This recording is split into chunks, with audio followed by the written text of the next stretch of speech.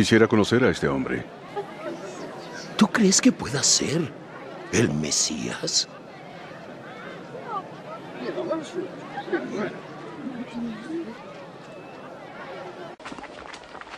Este fariseo invitó a Jesús a cenar, y Jesús fue a su casa y compartió su mesa.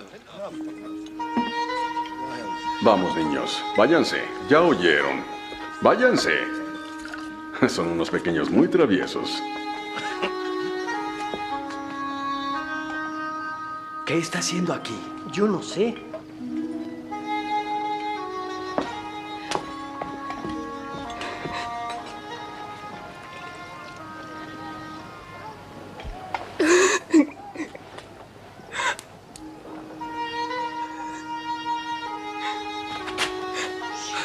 ¿Qué hace esta mujer?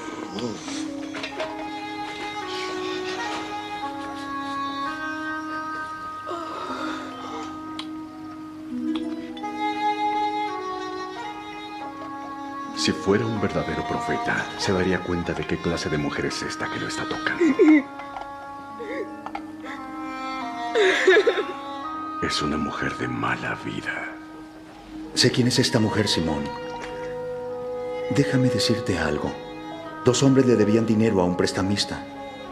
Uno le debía 500 denarios y el otro 50. Y como no podían pagarle, les perdonó la deuda. ¿Cuál le amará más?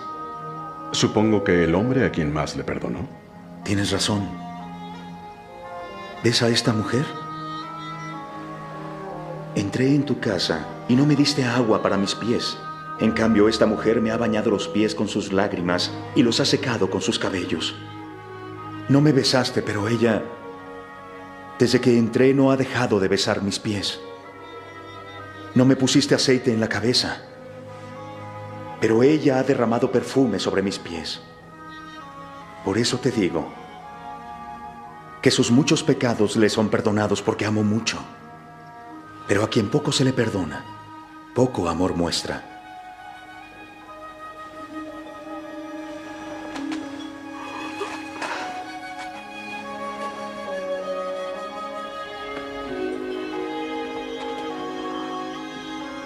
Tus pecados te son perdonados. Por tu fe has sido salvada. Vete tranquila.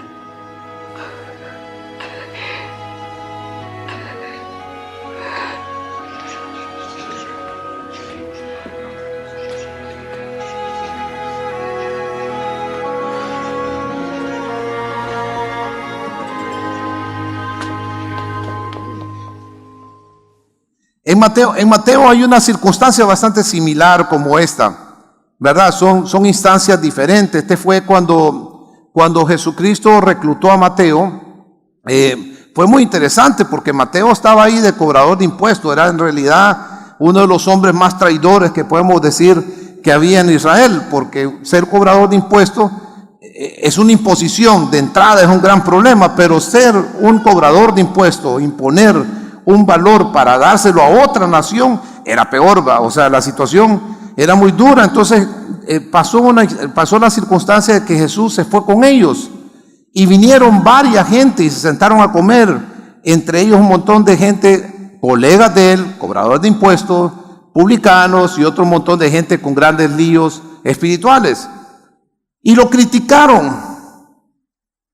Le preguntaron a los discípulos de Juan: oíme, ¿cómo es posible que Jesús esté sentado comiendo con pecadores y publicanos? Si esa es la peor basura que hay. No puede ser que un hombre tan santo, decían ellos, y ellos donde lo cuestionaban, se pudiera sentar con ellos. Y me llama la atención cómo Jesús contesta.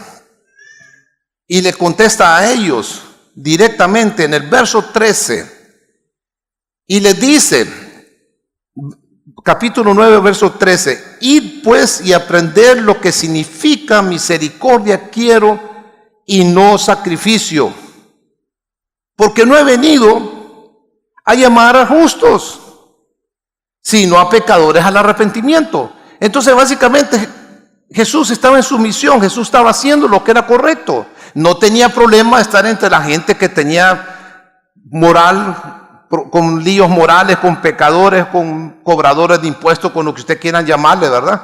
Con vagos, con chusma, yo no sé cómo lo podemos nosotros poner aquí. Él no tenía problema en mezclarse. Él no andaba cuidando su imagen, no andaba protegiéndose. Él andaba entre ellos porque él venía a ganar a los pecadores. Pero me llama la atención, solo para una reflexión, ¿por qué Jesús no vino a buscar los justos? Y fíjese, se lo está diciendo a los fariseos que lo están criticando. ¿Por qué Jesús no vino a buscar justos? ¿Saben por qué? Porque no hay ni uno. Todo es cuestión de estándares. No hay un justo, dice Corintios, en Romanos 3:10. No hay uno solo. Uno solo no hay por sus propios méritos. En realidad nosotros somos justificados por medio de Jesucristo, ante los ojos de Cristo, ante los ojos de Dios. Pero entonces él estaba poniendo las cosas en perspectiva, ¿va? Le estaba diciendo, mira, este es un lío de la gente que tiene problemas, yo ando con ellos porque quiero que ellos aprendan y se arrepientan y vengan a mi conocimiento y sean salvos. Yo quiero salvarlos. Entonces hace mención a los mismos fariseos que son de verdad grandes seguidores de la ley, que son gente que supuestamente estaban guardando la ley de Moisés, que fue una de las cosas que por eso mataron a Jesús, por cierto. Le dicen, váyanse a Oseas y aprendan qué es lo que Oseas dice, qué es lo que aprendan, lo que dice en el libro del profeta Oseas, qué quiere decir misericordia quiero y no sacrificio. Cuando leemos el libro de Oseas, en realidad Oseas fue una persona muy especial en la historia de la vida de Israel y para nosotros mismos, porque con él podemos aprender mucho. Se los recomiendo, son 12 o 13 capítulos por ahí, bien corto, pero es muy intenso. Oseas, Dios al principio viene y le dice, mira, vení Oseas, quiero que vayas y te cases con aquella prostituta que está allá en el parque en la esquina X, una mujer conocida, bien conocida por cierto, ¿verdad? Era una profesional en ese aspecto y quiero que te cases con ella. Fue Oseas, pues dijo, bueno, Dios me dijo que me casara con ella, se casó con ella, tuvo hijos, ¿verdad? Varios hijos. Es su esposa, ya siendo esposa, siendo su mujer, se le escapa con sus amantes antiguos. Lo más seguro se acabó los frijoles en la casa, o sea, por estar ocupado no llevó suficiente alimento, o sea, a saber va. Pero la mujer se fue de nuevo y la vendieron como esclava. Dios le dice a Oseas, andate de regreso y anda a buscarla. Quiero decirles algo. Nuestra cultura está bastante contaminada hoy en día. Hoy en día ver hombres echándose con hombres y mujeres echándose con mujeres no es la gran onda, ¿verdad? Pero en aquel tiempo, que un hombre de Dios, un profeta, una persona con una reputación tan derecha como él, un servidor de Dios, primeramente casarse con una prostituta, era un gran lío. Pero no solamente eso, sino que la prostituta le puso los cuernos durante su casamiento, durante su boda, durante su matrimonio. Y no solamente eso, sino que la venden como esclava. O sea, compró a esa esclava y le dio libertad. Yo creo que es una buena lección. Y eso es lo que estaba tratando Jesucristo de meter en la mente de los fariseos. ¡Ey! Quiero misericordia, es lo que quiero. Si yo te pongo este ejemplo en Oseas, pues debes de seguirlo. Y ese debe ser el ejemplo para nosotros. Así es como nosotros realmente tenemos que considerar nuestras vidas. Que Dios quiere que seamos misericordiosos, Dios quiere que seamos compasivos. Yo creo que uno de los problemas que tuvo Simón regresando siempre a Lucas 7, del 36 al 50, Simón no entendía eso. No entendió. Por eso él lo mandó a estudiar, para que entendieran qué es lo que quieren. Y el asunto, que es un asunto de orgullo. Fíjense, si nosotros nos creemos más que otras personas, vamos a caer en pecado. Y aquí es donde nos perdemos como hombres y mujeres de Dios. Y podemos caer en el pecado del síndrome de los religiosos. Ustedes saben que hay un síndrome especial en la banda de los religiosos. Y quiero decirles, nosotros vamos a identificar con eso. No solamente Simón era uno de esos, que vamos a descubrir 3 síndromes en la vida de él que nos contamina a nosotros también cuando nos creemos alguien. O cuando nos creemos más que alguien. Y nos olvidamos de lo básico. Nos olvidamos de las cosas que Dios tiene para nosotros. Y es peligroso que caigamos en ese síndrome. Peligroso. Y nos sucede todos los días. Y caemos y aprendemos y volvemos a caer y seguimos en eso. Les voy a dar uno de los síndromes que me llamó la atención sobre Simón. Simón se creía puritano. Es un síndrome de puritano. ¿Ustedes saben lo que es un puritano? Una persona que cree que es pura y limpia, y más limpia que otros. ¿No les pasa a ustedes eso? ¿No les pasa a ustedes que cuando están en medio de una reunión de personas cuando están bebiendo, vos no bebés porque hace 10 años dejaste de beber, son hombres que no has bebido una gota de licor hace 10 años, y vos te sentís importante. Yo no soy bolo como ellos. ¿Te crees un puritano? ¿No te pasa que cuando alguien falla y comete un error con su esposa o golpea a un niño, yo no soy así como ese padre? Ese sí, de verdad que es grosero. Debía aprender cómo soy yo. Puritano. Y se mira en aquel rasgo cuando entra la mujer, porque la mujer es una mujer reconocida con problemas morales, no hay duda, y Jesús la conocía, por cierto. Se mira cuando él cuestiona y dice, si supiera quién es esta mujer que la está tocando. Y como esa mujer habían varias en la sociedad. Con esa mujer habían varios hombres también con grandes problemas, pero nadie se atrevió a ir a buscar a Jesús en esa casa del puritano, de aquel hombre que se cree más limpio que todos, que cree que merece el respeto. Cuidémonos de eso. No caigamos en ese síndrome tan horrible. Algunas veces perdemos la perspectiva como personas, creyendo, ¿verdad? Definitivamente. Y por causa de nuestra devoción religiosa, el orgullo nos invade. Porque soy religioso, yo voy todos los sábados a la reunión de iglesia. Vieras qué fiel he estado, yo he estado leyendo la Biblia. Puritano. O porque otros pecan. Y eso es lo que pasaba con Simón. Simón, ese era el problema de él. Por eso cuestiona, si supiera qué clase de vulgaridad la que la está tocando. Una puercada. La consideraban como basura, porque él se creía más que basura. ¿Será esa tu situación? ¿Será esa nuestra situación como cristianos? Miramos hacia las personas,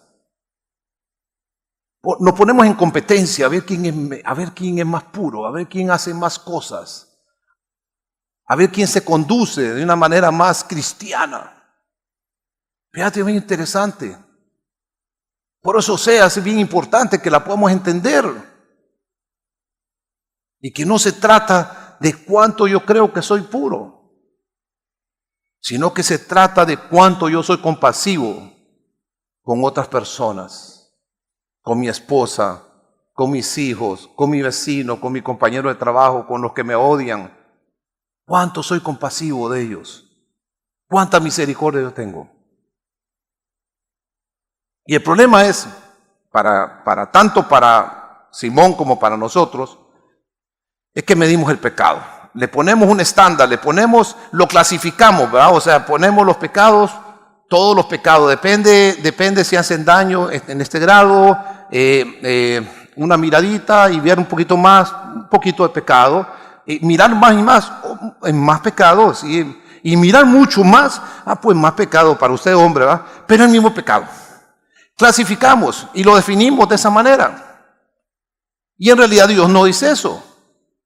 En Santiago es bien claro. Dios dice en Santiago que si somos cumplidores de toda la ley, fíjense qué cosa más interesante, si llegáramos a cumplir todita la ley, pero fallamos en un punto, nos volvemos culpables de todos los reglamentos y la ley, con uno. Entonces no hay manera que nosotros podamos decir, en realidad, soy un puritano. Porque medimos el pecado y Dios no mide el pecado. Bien sencillo. Dios no midió el pecado o los pecadores para poder venir a este mundo. ¿Se pueden imaginar ustedes? Dios vino a este mundo por causa del pecado que mora en nosotros. Y no por el estándar, no por las medidas. Porque para Dios, Él es santo. Y el mínimo error, el mínimo pecado es tan grave como el peor pecado que tú puedas cometer en este mundo. No te le lleves de puritano. No tienes la capacidad para eso. Seas un hijo de Dios, seas una persona que Dios ha perdonado tus pecados y te ha dado vida eterna, que has confiado en Él. No te creas puritano. No es cierto. Es cuestión de ser honestos. Y podemos en realidad tener la conciencia correcta para poder tratar a otras personas. Por eso yo me pregunto, Foncho, ¿seré yo justo por mi capacidad y por lo que yo soy? Te pregunto, ¿serás justo tú por lo que tú eres? ¿Por tus propios méritos? Si tú tienes conocimiento de eso, lo más seguro me vas a decir, no, Foncho, yo no soy justo por eso. Entonces, no condenes a alguien que tú eres culpable de lo mismo. No condenas a nadie. Resérvatelo. Póngase a nivel. Me llamaba la atención que alguien me decía, mira, Foncho, hay una gran diferencia entre ser compasivo y tener lástima. Hay una gran diferencia. Tener lástima es una persona que mira para abajo, pobrecito, y mira de arriba para abajo. Alguien que está tirado en el suelo y por lástima lo recoge. Compasivo es una persona que se va al suelo con él y se levantan juntos porque se pone a su nivel. Y de eso se trata. Tenemos que de verdad ponernos al nivel. Y ese es el otro síndrome peligroso que puede arruinar nuestra carrera como cristianos. Y es el síndrome de la altivez, del orgullo, sentirnos lo mejor.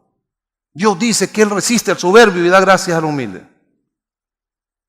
Compasión es lo que quiero y no sacrificio.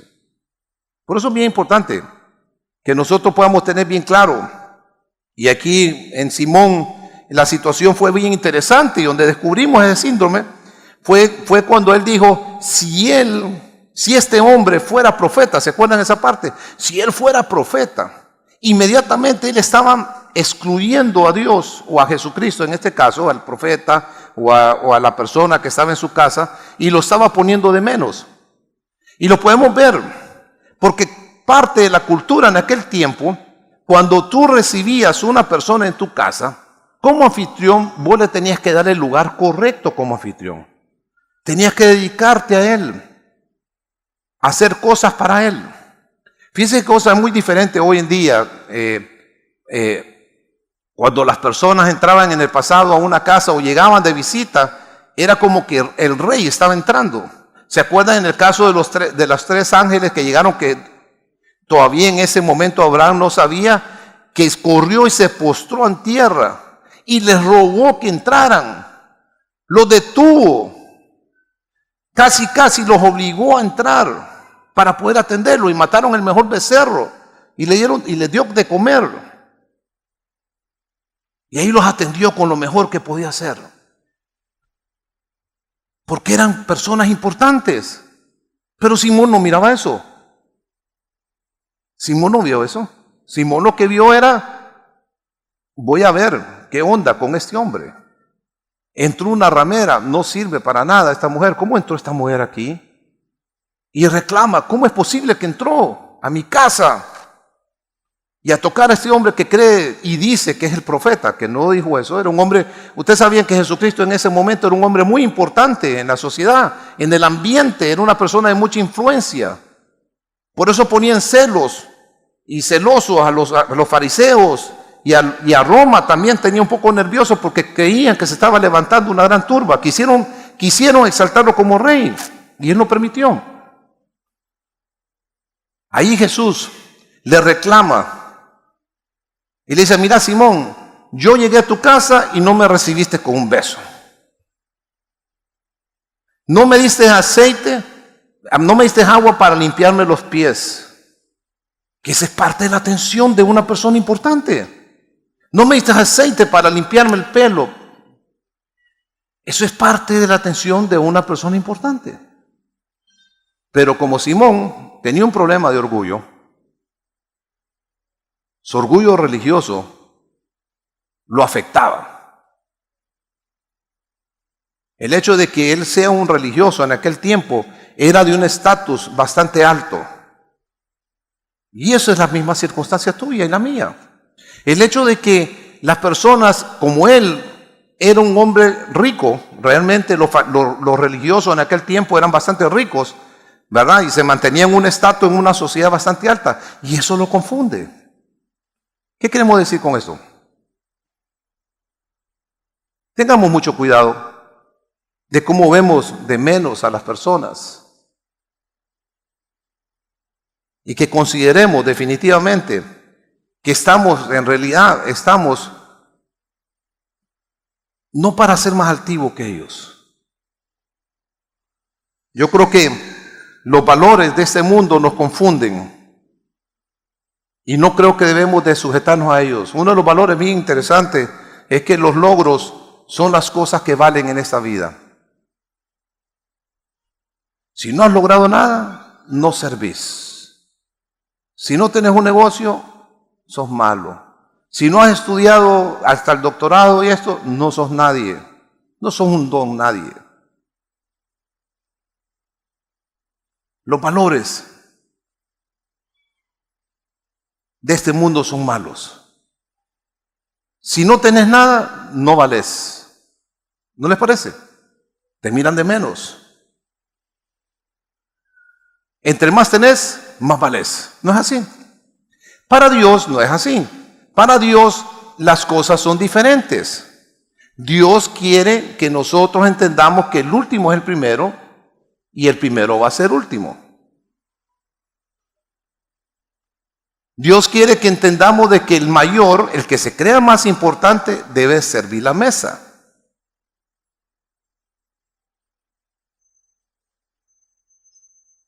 Debe servir la mesa. Y el valor individual es lo más importante. Ahora te pregunto, ¿cómo te sientes tú como cristiano? ¿Cómo te sientes cuando estás alrededor de otras personas con grandes necesidades? ¿Cuál es el valor que le das a las otras personas cuando estás alrededor de ellos? ¿Qué es lo que se te viene en tu mente? Son las cosas que debemos de preguntarnos, fíjense. Yo creo que dejamos de hacer muchas cosas y dejan de suceder muchas cosas en nuestra vida como cristianos por causa de eso. Nos apartamos de la gente por puritanos que somos, y miren, estemos bien claros que no estamos hablando aquí de sujetarnos a las costumbres de ellos. Yo no estoy hablando de eso. Yo he estado en reuniones donde hacen cosas, dicen unas boconadas que mi respeto, algunas veces son bien jocosas, ¿verdad? Y me río, porque ni modo, un chiste de esos salvajes, es difícil no reírse. Pero procuro de mi boca que no salga nada. Y no porque quiero que me crean, aunque algunas veces me he sentido así. Que yo en realidad soy un buen religioso. Yo no digo malas palabras. En realidad yo he salido de ese problema ya hace años. Yo era un boconísimo, ¿va? Yo no podía decir una palabra buena, eran 10 malas y una buena, ¿va? Yo ya invertí eso, ahora son 9 y una mala, ¿va? Por ahí me sale nada. O lo veo de menos. Ya viene a pedirme de nuevo, un mendigo. ¿Y qué se cree ese? Que vaya a trabajar. Yo no me puedo meter con ellos porque ellos son de una clase más baja. Dejemos que gente más baja de la iglesia le dé el evangelio a ellos. No, yo solo me voy a meter con estos. Eso no es el estatus que Dios quiere que tengamos. No hacemos cosas para Dios por causa de nuestro orgullo. Y tenemos que tener mucho cuidado. Buen ejemplo Jesucristo. Él se mezcló con todos. Estuvo entre los reyes, estuvo entre los mendigos, estuvo entre los pecadores, estuvo entre toda clase de gente. Y muchos de ellos fueron sus amigos. Y lo señalaban y le decían. Por cierto, hubo una instancia donde le reclamaron a los discípulos de Juan y le dijeron, oíme, ¿por qué ustedes pasan ayunando y orando todo el tiempo? Y en esto y en lo otro. Y los discípulos de Jesús solo pasan chupando, dice. Literalmente, bebiendo y comiendo, dice. Y no era eso. Lo que pasa es que se mezclaban con ese tipo de personas. Pasaban juntos, ellos llegaban, compartían. Estaban trabajando en la vida de las personas, no importando quién era, no importando qué clase de persona, qué estatus tenía, si era una persona rica o pobre, o si era un cobrador, un publicano, un gentil. Él no tenía problema en eso. Porque su estándar, sus valores, eran las personas. No era lo que él podía hacer. Siendo Dios, eran las personas. Y eso es lo que estaba educando Dios a sus discípulos. Y eso es lo que Dios quiere que nosotros aprendamos. Esa instancia ahí con Simón no es una casualidad. Dios quiere que aprendamos a ser personas que nos podamos de verdad bajar al nivel de cualquiera. Y que podamos apreciarlos como personas muy importantes.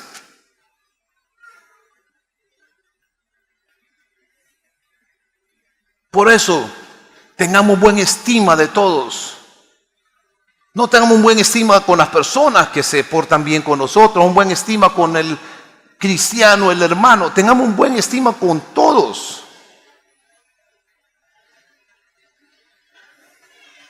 No condenemos al que peca. No se les olvide de dónde venimos. Mire, cosa más interesante, algo yo he aprendido en la vida. No he aprendido, estoy entendiendo en la vida algo. De que mi techo es de cristal. Es así de fino. Y que yo no puedo estar tirando piedras al otro techo porque el mío también es así de fino. Y eso es lo que tú tienes que aprender. Por eso no debes de condenar, no debes de juzgar a nadie. No debes de ponerte en un nivel más alto que otros. No condenes a nadie. Solo recuerda dónde vienes. Y te vas a dar cuenta que las palabras de Jesús tienen un valor tremendo. Misericordia quiero y no sacrificio. Porque no vamos a comportarnos de verdad como es. También no desprecien al débil y al necesitado. Bajémonos, no seamos orgullosos, bajémonos, no despreciemos al débil. Y por último, pues como lo pueden ver, si eres fuerte, dice Gálatas, ayuda a los débiles. Si eres fuerte, ayuda.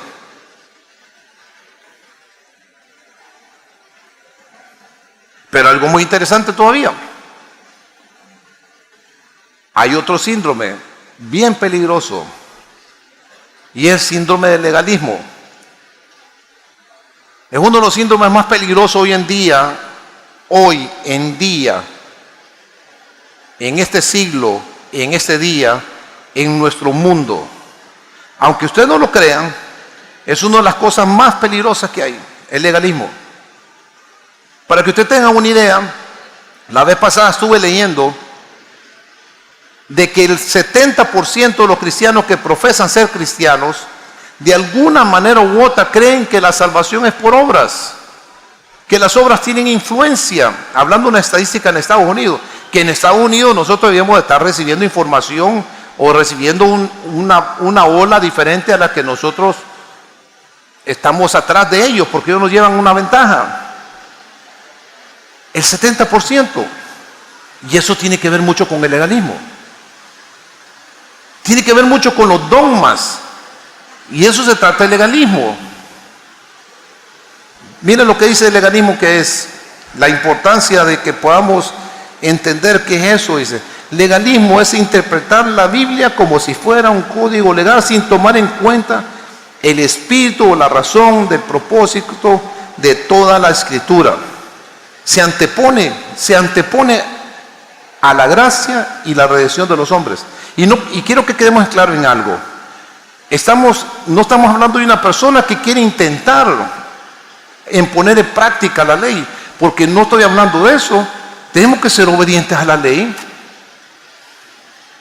pero no podemos ser obedientes o llevar un dogma y a imponer mi criterio. Y eso es lo que pasaba con Simón. Simón tenía un criterio muy personal como fariseo, sus tradiciones, sus dogmas, y se volvió un legalista. Y esa es la clase de hombres y mujeres que podemos ser nosotros. Les voy a dar un ejemplo para que podamos llevarlo a nuestra realidad. Cuando ustedes ven a un hermano que han reconocido que él ha confesado que Jesucristo es su Salvador, que murió en la cruz, fue sepultado y resucitado el tercer día, y ha creído en él y Dios lo ha salvado por la confesión de su boca, este hermano cae, o este hermano, en realidad, este hombre, en realidad, nunca entendió de que él debía ser una persona devota para Dios, hasta ese momento. Y es una persona que insiste en problemas y en líos en su vida y no ves que arranca. ¿Qué es lo primero que se te viene a tu cabeza? ¿Qué es lo primero que se te viene a tu cabeza? Yo creo que ese no es salvo.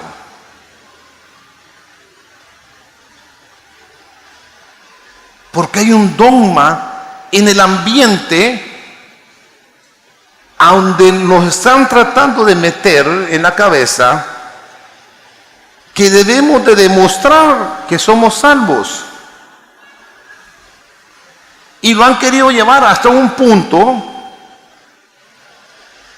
de decir, ese no es elegido. Porque solamente los elegidos pueden ser salvos. Legalismo. Tengamos cuidado. ¿Cómo entramos en esa etapa tan peligrosa? Mire, les voy a explicar algo bien importante. Entre más vamos conociendo a Dios, entre más tenemos éxito en cosas de la vida, existen estos tipos de problemas, estos tipos de síndromes. Salimos de un problema, salimos de un pecado, tenemos éxito, ¿y qué es lo que pasa? Nos creemos puros. Ya soy bueno y estos son malos. También el problema es que cuando estamos en esa condición de mejora, vemos con desprecio y vemos con altivez a otras personas que no tienen la capacidad que vos tenés. Y seguís madurando. ¿Y qué es lo que haces? Te volvés un legalista. Te voy a dar un ejemplo sencillito por ahí, para que te lo lleves a tu casa, para que te agarres con el legalismo. Te pones a dieta. ¿Ok? ¿Estamos claros? Cosa que yo todavía tengo que ir a buscar el diccionario para entender qué es esa palabra. Todavía no la he entendido, yo creo que me voy a morir y no la voy a entender, ¿verdad? Pero lo interesante, en las pocas veces que he intentado ponerme a dieta y he andado ahí aguantando hambre y de repente tengo éxito en esa dieta, empiezo a ver con menosprecio a aquellas personas que comen las cosas que yo sé que son malas. Y no solamente eso, estamos comiendo y le digo, esa comida es mala, vos. Vos sabías lo que hace el refresco ese de cola, ¿va? No lo voy a mencionar, no me equipa, no meterme en lío. Esa cosa negra que dicen que sirve para destrabar inodoros y todo eso. Eso es veneno. Nos vemos legalistas. Yo hago el ejercicio, soy lo máximo, yo puedo. Ese no puede. Aprende, hombre. Ya te voy a enseñar cómo son las cosas. Burro, animal, pum. Legalismo. Y ese es el problema, cuando vamos creciendo y vamos mejorando en nuestra vida como cristianos, vamos llenando nuestros auditorios y vamos creciendo como grupos y estamos llegando a las 3,000 personas en 300 grupos, somos los mejores. Y empezamos a establecer nuestros dogmas como personas o como iglesia. Y ese es tu peor fracaso. Ese es tu peor fracaso. Es cierto, Dios a nosotros nos ha hecho ricos. Usted sabe, nosotros somos embajadores del cielo. Desde el momento que nosotros estamos con el Evangelio en nuestras manos, sepan que somos embajadores, somos personas muy importantes. Pero es para servir, no para ser servido. Es para dar, no para recibir. Entonces yo voy a entender que definitivamente yo soy una persona lo suficientemente mala como es esa persona, o soy lo suficientemente bueno como es esa persona. No me voy a sentir más o menos. Y no voy a condenarme. Y voy a entender de que la vida no se trata de eso. Por eso es importante que reflexionemos en algo, en todo esto, para que nos llevemos algo en este tiempo. Pensando, pidiéndole a Dios que nos hable un poco y de repente hay aspectos muy profundos en ti o no lo hay, pero ahí están, tienes que poner atención. Pero hay algo que tenés que entender. Dios te ha dejado en este mundo con la misión de que ganes para Cristo a toda la humanidad. Esa es la misión nuestra, ¿no es así?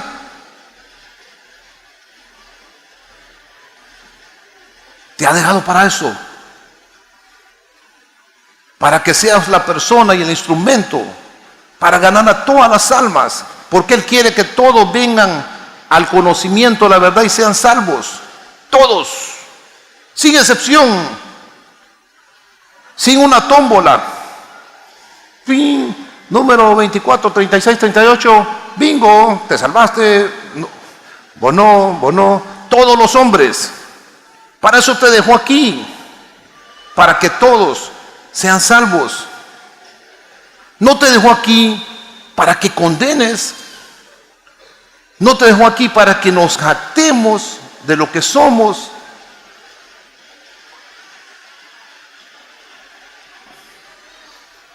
Para juzgar,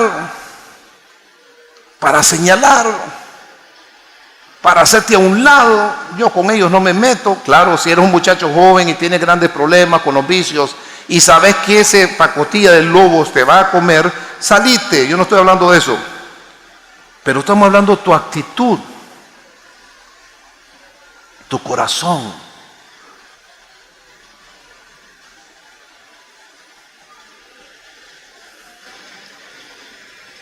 Dios te tiene aquí para ser testigo del amor de Él.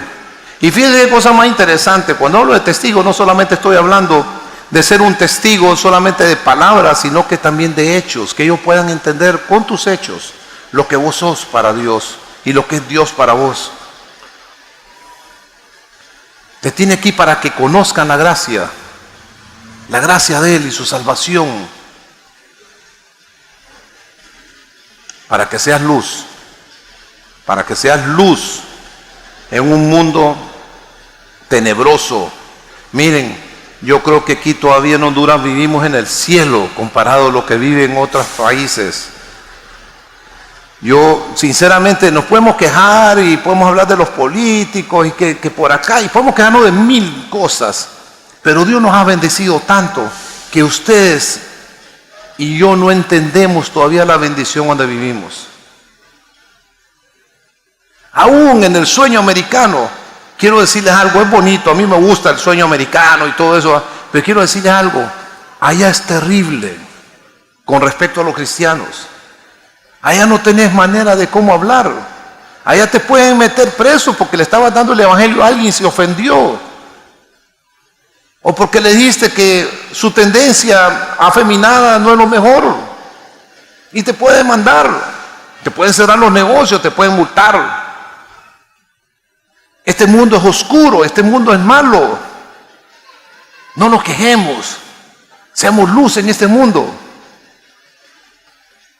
No nos pongamos un estrado para señalar. Seamos luz. Miren, eso es tan importante. Tan importante para que seamos personas eficientes como cristianos. Que examinemos qué es lo que Jesucristo quiso decirle a esos fariseos. Misericordia quiero y no sacrificio. Esa es la tarea que les dejo.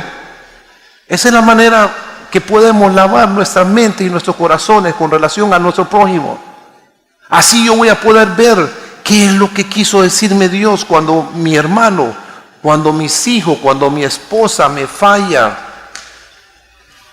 cuando mi prójimo comete errores, cuando estoy en medio de personas que necesitan de Dios.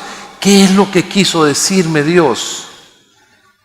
Misericordia quiero y no sacrificio. Hasta el día de hoy no termino de entender qué es eso.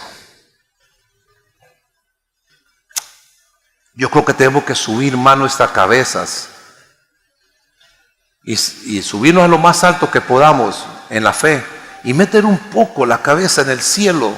Ustedes saben, ¿verdad? Meterla ahí y ver un rato qué es lo que está pasando ahí arriba. Son de las cosas que yo le pido a Dios. ¿Cómo es eso, Dios? Quiero entender cómo es tu amor. Quiero entender un poco más tu dimensión. Quiero entender cómo es el cielo. Son cosas que hay que pedirle a Dios. Quiero entender cómo es el cielo, cómo es estar contigo. ¿Qué es eso? ¿Qué significa?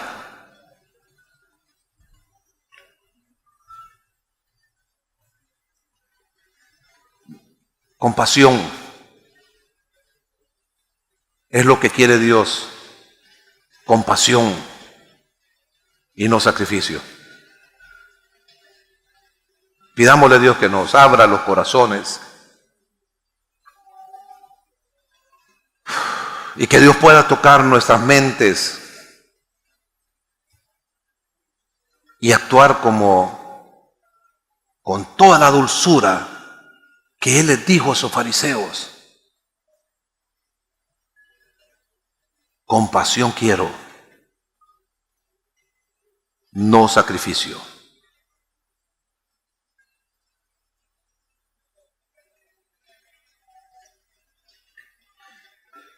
Señor, claro estoy que no termino de entender toda la dimensión de su amor. Solo puedo ver rasgos, señas, sombras de lo bueno que eres conmigo. Y nunca me despreciaste. En los peores momentos de mi vida siempre tocaste mi corazón. Rebelde. No quería saber nada de tu iglesia. Y usted siempre estuvo dando testimonio a mi espíritu que yo soy hijo suyo.